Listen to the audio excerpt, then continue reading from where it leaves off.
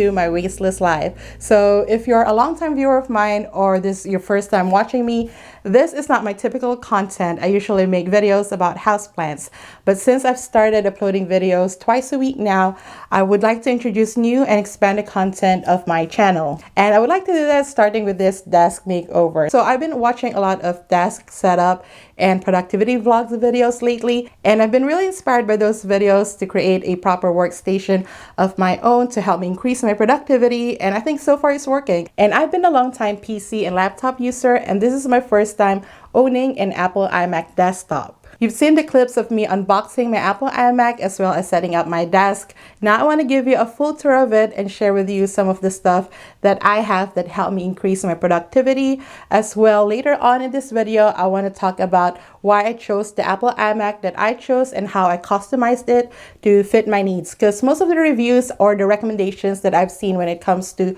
choosing the right Apple iMac, the reviews are coming from either students or people who have corporate jobs who normally use the computer for documents, regular web browsing, emails, or Zoom meetings. Or at the other end of the spectrum, it's from real techies who do heavy programming, coding, or are gamers. So for me, I'm kind of more in the middle. I do use my computer for both professional and personal, as well as for content creation for YouTube, Instagram, and TikTok. So aside from the usual web surfing, emails, writing documents, spreadsheets, or watching Netflix on my computer, I also use my computer for lots of video editing and also graphic design, and also eventually setting up an online business. So if you have a similar workload and computer use as I am, and you're trying to decide which Apple iMac to buy, do watch until the very end of the video. I will let you know which Apple iMac model I chose and how I customized it to suit my needs, and also to get the most out of your money and not buy the wrong model and regret it later, because I plan to have this iMac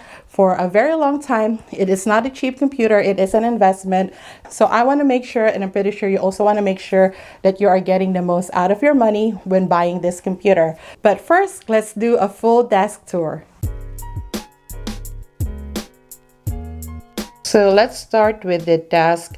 This one is originally from IKEA, I believe, but I actually didn't buy this. I just picked it off my neighbor's driveway because they're about to throw it out. And what I love about this table is it does have a very long drawer, and this doubles as my vanity as well. So this one actually holds, so this drawer actually pretty much holds all my skincare and makeup. And it also has shelving on the side. So there's actually 4 shelves. So the one is getting covered by my IKEA greenhouse cabinet, but in those are just books that I already read and some photo albums. And in the front shelves, I just added 2 storage boxes that I also just found in our garage. I was actually shopping for a cuter or nicer one to put in here, but I couldn't find anything ideal. But I found this in our garage, so why not reuse, reduce, recycle. And on here are just skincare and nail polish stuff that doesn't fit in a drawer. And down here is just storage where I pretty much dump anything and everything so that my desk isn't cluttered. And on this side is just copies of my book, The Ultimate Guide to Bulbous Plants, and my old laptop. And what I love most about this desk is the cable management. And if you could go underneath here, you can see all the wiring is over here, and I just have a surge protector that is connected to the outlet back there. And the chair, again, nothing special. We had this for a long time. I believe it's actually an outdoor chair, but it fits the space. And I put a throw pillow, and this one is from H&M, the pillowcase. And this is actually a pretty comfortable chair despite how it looks, but I would want to get a proper ergonomic chair eventually.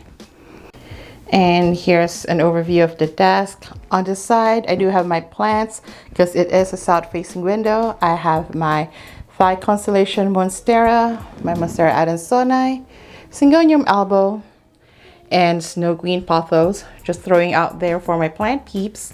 And I also originally didn't want to put any plants on the desk because it makes it look a little bit cluttered, but I did add the confetti Syngonium over here, and I do think it matches my mug, the one that I got from Alfred T. a few years back when I visited LA. It says TSU maybe. And in here I just have a couple of pens, scissors, post-it notes. And this one is my vitamins. I do have it on my desk just so I'm reminded every day to take my vitamins. And this one is my weekly planner. I got this at Marshall's, I believe, on clearance for $3. I used to bullet journal, but I couldn't keep up with it, and I bought a regular planner last year, but it didn't get much use because, you know, the pandemic. But I did find that this year I still need a weekly planner of some sort for weeks that I really need to be on task and keep on my schedule and to do stuff. So this one has a to-do section, a notes section, and then I just break it down day by day, the tasks that I need to do or have done. What I like about this is if I don't need to plan my week, it's just a regular week. I don't have to fill out one, so I don't waste any paper. And once I'm done, I use the back side for scratch paper. So I really like this one. It helps me keep on task for the entire week. And here I have another plant, Synapsis Tribia Moonlight, and a mirror, because like I said, this also doubles as my vanity, and my tumbler with my sticker on it, and my Canon M50, which is what I use to film most of my videos. And this one that I'm currently using is the Canon G7X Mark III. And you've seen me already set up my desk mat along with my wrist rest. I got all of them from Amazon. The desk mat I did buy separately, but I believe you could buy the entire thing as a set. And with this one, what I like about this one is actually fits the entire trackpad, which is awesome. And I did purchase a monitor riser, an acrylic one. I was debating if I should get the one that is made of wood or the one that has shelving or storage in it, but I didn't want the desk to be too cluttered, so I just opted for the acrylic one. Although I'm not sure if I'm liking this too much, I might still get something that has shelving like the one from IKEA as well, but it's currently not available in any of the IKEAs close to me. And underneath that, I have my external storage, which was gifted to me by my brother last Christmas, and that is 4 terabytes, and that was bought at Best Buy on sale. And there's my Google Home.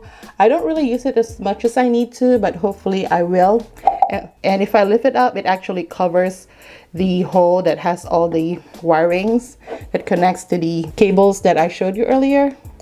And over here is my AirPod, and if I pull it out, and I have this dish that I think I got at Ross for $1 again a long time ago, and I just use this to keep a couple of my cables hooked. This one is a charger for my laptop, and this one is a charger for pretty much everything: AirPod, my iPhone, the keypads, and the keyboard. And so I just have it down there, easy access, and if I don't, they're just there, they're not falling off the back of the desk. And speaking of the back of the computer, if we could move it a little bit, I could show you how I also have everything set up at the back. So I have all the wires go through this hole, not just a power cord. Right here I have a dongle to connect my SD card and my external hard drive, because as you know, iMac, whatever model that you get, they only have USB-C ports. And yeah, that is my desk setup. It does really help me with increasing my productivity and just be comfortable throughout the day as I work on my computer. And I will try to link as many of the products as I can down in the description in case you're interested in any of the items that I shared with you today. And when it comes to choosing the right Apple iMac computer for me, I did watch a lot of reviews ever since this model dropped in spring. I've been watching all the reviews, been stalking the Apple website, and really made comparisons between the models to see which one is the best for my needs and for my budget. And I know the first instinct is to go ahead and buy the mid-tier model. The base model and the mid-tier model does have a $200 difference. I decided on the base model, even though initially I wanted to get the green or yellow color, which you could only get at the mid-tier level. The green you could also get at the base model, but I decided on the silver one because I do plan on having this computer for a very long time, at least 5 years, maybe even 10 years. Some people say that they had their iMac for over a decade, and hopefully this computer will be like that for me as well. So as much I want to pick the color green or yellow, which matches my current aesthetic, But who knows what my aesthetic would be 2 years from now, 3 years from now. So I picked the silver one since it's the classic, it's neutral, it would fit anywhere. And that's also the reason that I chose a base model over a mid-tier model, because the main attraction of the mid-tier model is it comes in all of the colors that you can choose from. But the reason that I also chose the base model is I know that I'm getting more for my money if I just chose the base model and customize it instead of just buying the mid-tier model as is. Because for me, even the mid-tier model didn't really fit all of my needs, and I still have to customize it, which is going to make the computer a lot more expensive. So I went with the silver base model, but the base model doesn't come with the Magic Keyboard with a Touch ID, but it's actually hidden on the website that you could actually upgrade to the Magic Keyboard with a Touch ID with additional $50. So if I make that upgrade, it's still going to be cheaper than the mid-tier level. And both the mid-tier and the base model only come with a Magic Mouse. And I really wanted to get the trackpad because I'm going to be using the computer for a lot of video editing. And the Magic Mouse is not really ideal for that. So that is another $50. So if I upgrade the base model with the Magic Keyboard with the Touch ID and with the trackpad, it is still cheaper than the mid-tier model as is. And another customization that I think was the most important decision that I made was to increase the memory from 8 gigabytes to 16 gigabytes. So in the reviews that I watched, people were pretty much divided on this. Since the Apple iMac comes with the M1 chip, do you really need the upgraded memory? For some people who did some testing, they didn't really see much of a difference between the 8 gigabyte and the 16 gigabyte. And honestly, if I stuck with the 8 gigabyte, I probably won't see any difference right now. But since I plan on having this computer for a really long time, and I do plan to increase my video editing skills, maybe even learn After Effects on Adobe, and also upgrade the editing that I do for my videos, maybe even upgrade to 4K, 6K, or 8K down the road. So I do think having 16 gigabytes of memory in my computer will serve me later on, if not now. But there are 2 or 3 things that I'm missing from the base model that I can't really upgrade and I could only get with the mid-tier model. And one of them is probably the most important to many people is the number of ports. So the mid-tier level comes with 4 ports, the base model only comes with 2. But the thing is, all 4 ports are USB-C ports, 2 of them being Thunderbolt ports. And what I really need is an SD card reader, something that would read my external hard drive, and maybe an HDMI port if eventually I would want to put up a second monitor. So having 4 ports over 2 ports is not much of an advantage if I still have to buy a dongle to be able to read my SD card and external hard drive, which you saw I bought in the tour earlier. Another thing that I'm missing in the base model that I can only get in the mid-tier model is having an 8-core GPU versus a 7-core GPU. And at first I was concerned about it because, like I said, I'm doing a lot of video editing and graphic design. But based on the reviews that I watched that did in-depth testing, they didn't really find much of a difference in having an 8-core GPU versus a 7-core GPU. So I'm not really missing out not having that extra GPU, even though I do a lot of video editing and graphic design on the computer. And lastly, the base model doesn't come automatically with an Ethernet port. The mid-tier level does. But if you really want it, you could also upgrade that for the base model for additional $30. But I didn't make that upgrade because I don't think I need it. And if I do, the dongle that I bought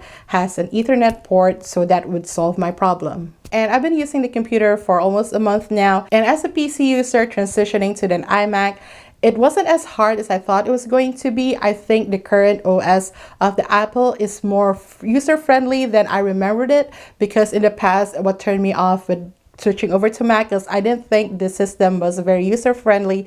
Even though Mac users insist it is not. I think PC is a lot superior, and honestly in some ways I still do think the PC is superior, especially with the commands. But I also see the benefits of switching to the iMac OS because it just makes everything a lot more seamless, especially with video editing, which is kind of the reason that I got the iMac. So hope you found this video helpful, and I hope you enjoyed it. If you like it, please give me a thumbs up, and if you're new here, please do subscribe. I come up with videos every week, and if you haven't yet, check out these videos up here until my next one. But until then, I see you, I appreciate you. Take care of yourself and each other, and have a plentiful day.